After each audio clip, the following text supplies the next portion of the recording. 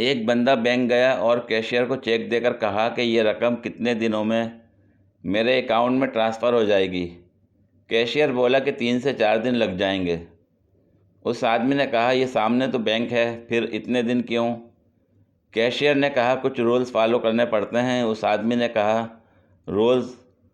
मिसाल के तौर पर कैशियर ने कहा, बहुत सादा सी मिसाल है। आपका एक्सीडेंट कब्रिस्तान के सामने हो जाता है जिसमें आपकी मौत हो जाती। आपको घर ले जाया जाएगा, गुस्ल दिया जाएगा, जनाजा होगा, उसके बाद कब्रिस्तान लाया जाएगा।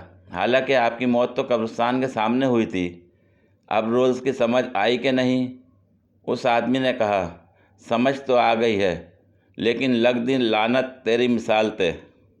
हाँ, ये बड़ी अच्छी बात कही आप। ये चुप है।